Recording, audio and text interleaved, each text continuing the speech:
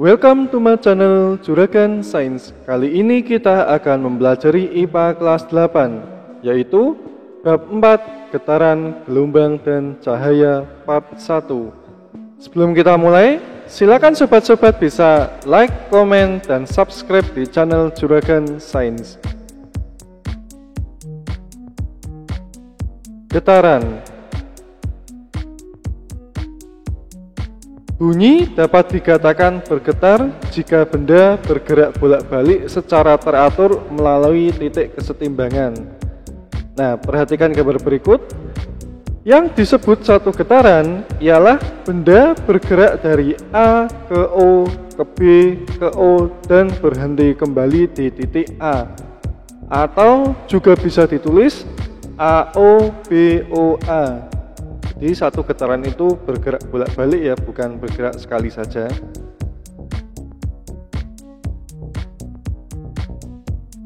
Gelombang.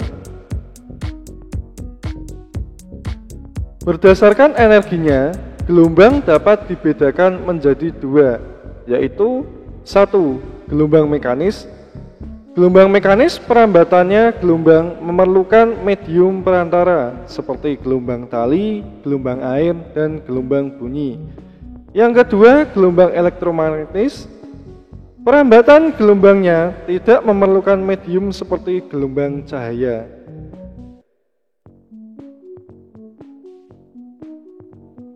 Berdasarkan arah rambat dan getarannya, gelombang dibedakan menjadi dua, yaitu pertama, gelombang transversal merupakan gelombang yang arah getarannya tegak lurus ke arah rambatannya. Satu gelombang terdiri atas satu bukit dan satu lembah. Contohnya, gelombang pada permukaan air dan gelombang pada seutas tali.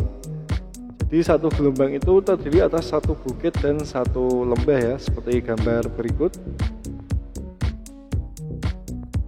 Yang kedua, gelombang longitudinal merupakan gelombang yang arah getarannya sejajar ke arah rambatannya. Satu gelombang terdiri atas satu rapatan dan satu renggangan. Contohnya, gelombang pada selingki dan pegas. Nah, seperti pada gambar berikut, yang disebut satu gelombang ialah terdiri satu rapatan dan satu renggangan. Nah, pada gambar ini totalnya berarti ada dua gelombang.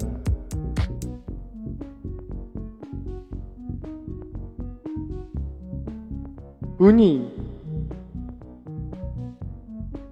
Bunyi merupakan getaran yang merambat sebagai gelombang akustik melalui media transmisi seperti gas, cairan, atau padat. Bunyi dapat terdengar apabila terdapat sumber bunyi, medium atau zat perantara, dan alat penerima atau pendengar. Frekuensi. Frekuensi merupakan jumlah getaran yang dihasilkan dalam satu detik. Frekuensi dibedakan menjadi tiga macam, yaitu yang pertama infrasonik, yaitu jika frekuensinya kurang dari 20 Hz. Yang kedua, audiosonik. Ini gelombang yang dapat didengar oleh manusia, yaitu antara frekuensi 20 sampai 20.000 Hz. Yang ketiga, ultrasonik.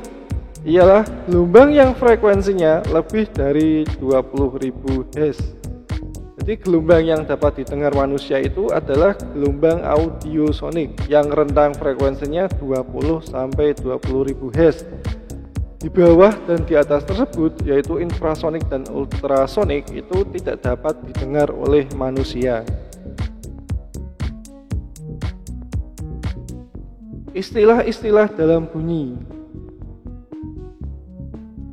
Yang pertama, frekuensi merupakan jumlah getaran yang dihasilkan dalam satu detik.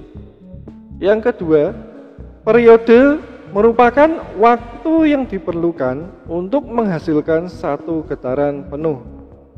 Yang ketiga, amplitudo merupakan jarak atau simpangan yang terjauh dari titik keseimbangan dalam gelombang. Yang keempat, panjang gelombang merupakan jarak yang ditempuh dalam satu gelombang. Nomor 5, resonansi merupakan ikut bergetarnya suatu benda akibat bergetarnya benda lain yang memiliki frekuensi sama. Syarat terjadinya resonansi itu ada 5. Yang pertama, adanya sumber bunyi. Yang kedua, adanya penerima. Yang ketiga, frekuensi benda sama dengan frekuensi sumber getar. Yang keempat, ada medium perantara untuk merambat. Dan yang kelima, adanya kolom udara dengan ketinggian kolom udara sama. Yang keenam, nada merupakan bunyi dengan frekuensi yang teratur. Yang ketujuh, desa adalah bunyi dengan frekuensi yang tidak teratur. Yang delapan, gaung atau kerdam adalah bunyi pantul yang sebagian terdengar bersama-sama dengan bunyi asli sehingga bunyi asli terdengar tidak jelas. Dan yang kesembilan adalah gema adalah bunyi pantul yang datang setelah bunyi asli telah selesai terdengar.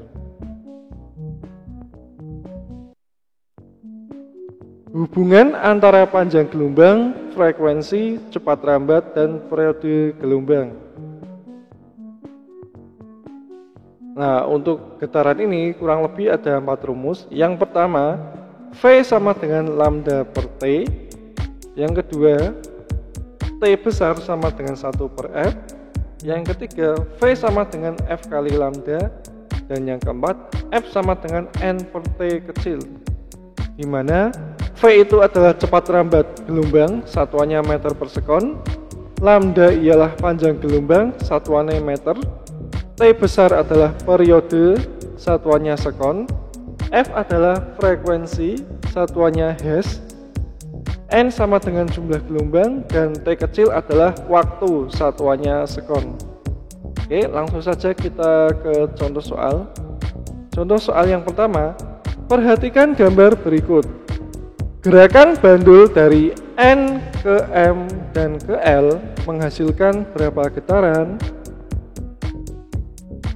Benda dikatakan melakukan satu getaran penuh jika benda bergerak bolak-balik secara teratur melalui titik kesetimbangan. Jadi, ketika benda bergerak dari N ke M dan L, maka benda tersebut telah melakukan setengah getaran. Setengah getaran ya, karena belum balik lagi, jadi masih setengah getaran.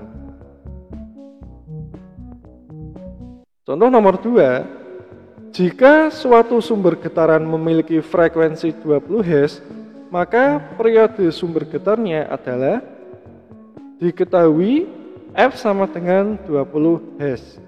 Ditanya T besar atau periode, jawab T sama dengan 1 per F. T sama dengan 1 per 20, maka T atau periodenya ialah 0,05 sekon. Nomor 3, perhatikan gambar berikut. Gelombang transversal dari A ke D ada berapa banyak gelombang? Pada gelombang transversal, satu gelombang terdiri atas satu bukit dan satu lembah. Nah, ketika gelombang dari titik A ke titik D, berarti baru ada 3/4 gelombang. Karena belum menyentuh E ya, baru D jadi 3/4 gelombang. Ini dikatakan satu gelombang jika A sampai ke E. Soal nomor 4, jika diketahui periode bunyi adalah 0,2 sekon, maka bunyi tersebut termasuk frekuensi bunyi. Diketahui T besar atau periode 0,2 sekon. Ditanya F, jawab F sama dengan 1 per T.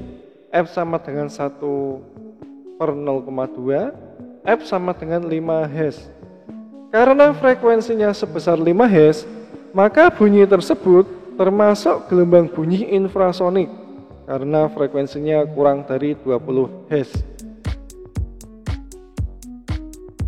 Soal nomor 5, sebuah gelombang untuk melakukan 150 getaran memerlukan waktu selama 5 menit.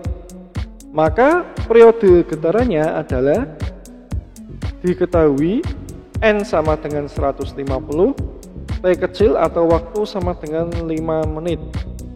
Karena diubah jadi sekon, maka 5 kali 60 hasilnya 300 sekon. Ditanya T besar atau periode, jawab F sama dengan N per T, T kecil ya. F sama dengan 150 per 300, maka diperoleh F atau frekuensinya sebesar 0,5 Hz. Nah, setelah ketemu frekuensinya, kita baru menghitung periodenya, yaitu dengan rumus T besar atau periode sama dengan 1 per F, T sama dengan 1 per 0,5, maka T atau periodenya 2 sekon. Demikian pembahasan kita kali ini. Thank you for watching. Jangan lupa untuk like, komen, dan subscribe di channel Juragan Sains. Terima kasih.